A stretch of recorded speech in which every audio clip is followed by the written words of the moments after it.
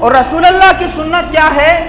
آقا علیہ الصلوۃ والسلام سے اگر کوئی بدو عرب کا جاہل گریبان پکڑ کر بھی سوال کرتا تھا کہ صاحب آپ نبی ہیں اللہ کے، آپ نے یہ دعویٰ کیا اگر آپ کے پاس میں کچھ ہو تو دو، تو رسول اللہ کا گریبان پکڑ کر کے بھی اگر کسی جاہل نے سوال کیا ہے تو رسول اللہ اس کے معیار پہ نہیں آئے۔ رسول اللہ کا اخلاق یہ ہے کہ وہ جتنی بدتمیزی کر رہا ہے رسول اللہ اتنے اخلاق سے اس کے ساتھ میں پیش آ رہے ہیں۔ اور پھر کیا ہوا کہ جب اس نے بدتمیزی کی، بد اخلاقی کی، رسول اللہ کے ساتھ میں بدسلوکی کی، اور اس نے یہ دیکھا کہ یار یہ عجیب آدمی ہے، اگر کوئی کسی کی طرف انگلی اٹھا دیتا تو ہاتھ کاٹنے کی بات ہونے لگتی ہے، لیکن میں نے ان کا گریبان پکڑ لیا، اور عمر بن خطاب جیسے جرنیل موجود ہیں، خالد بن ولید جیسے جرنیل موجود ہیں، سیدنا ابو بکر صدیق جیسے مالدار تاجر آدمی موجود ہیں جو بڑے بڑے بدماشوں کو خرید سکتے ہیں، اتنے بڑے جوان، اتنے بڑے بہادر مولا علی جیسے شجاعت کے علم بردار جن کو شیر خدا کہا جاتا ہے وہ موجود ہیں، ان کی موجودگی میں بھی انہوں نے ہمارے ساتھ میں ہمارے جیسا سلوک نہیں کیا۔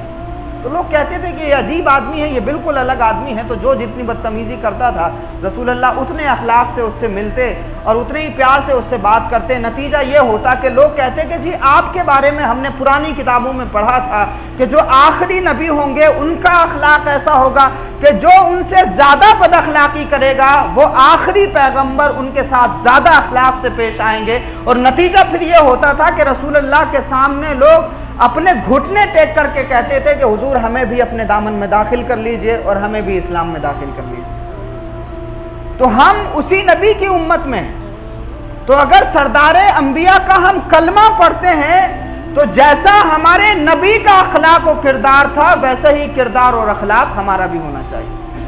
تو آپ یہ بات سمجھ گئے کہ سوالات آپ سے جو بہت الگ الگ طریقے سے ہو رہے ہیں، آپ کو بدنام کر کے، آپ کو ذلیل کر کے، آپ کو گالیاں دے کر کے، آپ کی ٹوپیاں اچھال کر کے، آپ کی داڑھی پر بات کر کے، آپ کے برقعوں پر بات کر کے، یہ سارا جو نریشن کریٹ ہو رہا ہے پہلی مرتبہ نہیں ہے، رسول اللہ کے زمانے سے ہوتا آیا ہے، بلکہ رسول اللہ کے زمانے کی ہم بات کریں ہر نبی کے ساتھ میں یہ ہوا،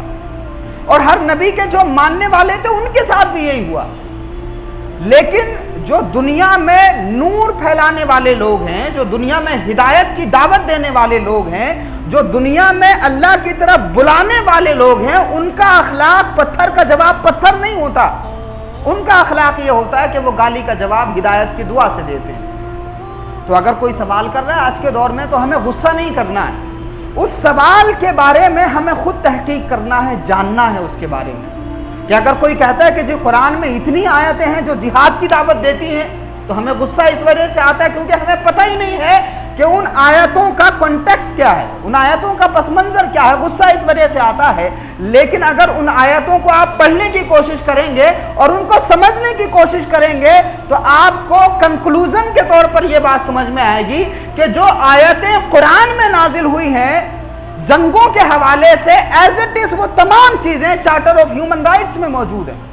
وہ تمام چیزیں بھارت کے سنویدھان میں موجود ہیں، وہ تمام چیزیں دنیا کے بڑے بڑے کانسٹیٹیوشنز میں موجود ہیں، آئین میں موجود ہیں۔ اگر آپ یہ جان لیں گے تو کسی کو جب جواب دیں گے تو نتیجہ پھر یہ نکلے گا کہ بھئی دنیا میں یہ جو سنویدھان بنے ہیں یہ 200 سال پہلے بنے ہیں، لیکن رسول اللہ پر جو قرآن نازل ہوا وہ 1400 سال پہلے نازل ہوا، تو دنیا کے جتنے آئین اور جتنے دستور ہیں یہ رسول اللہ پر نازل ہوئے قرآن کا کیا ہوا ٹرانسلیشن ہے، یہ سب ترجمہ ہے، یہ سب اسی سے چرایا ہوا ہے۔ جو اکیڈمک کرمنلز ہیں، جو اکیڈمک کرائم کرنے والے ہیں، علم پر ڈاکہ ڈالنے والے، انہوں نے سب قرآن و حدیث سے چرایا ان قوانین کو۔ تو کہنے کا مطلب یہ ہے کہ جانیے ہر چیز کے بارے میں۔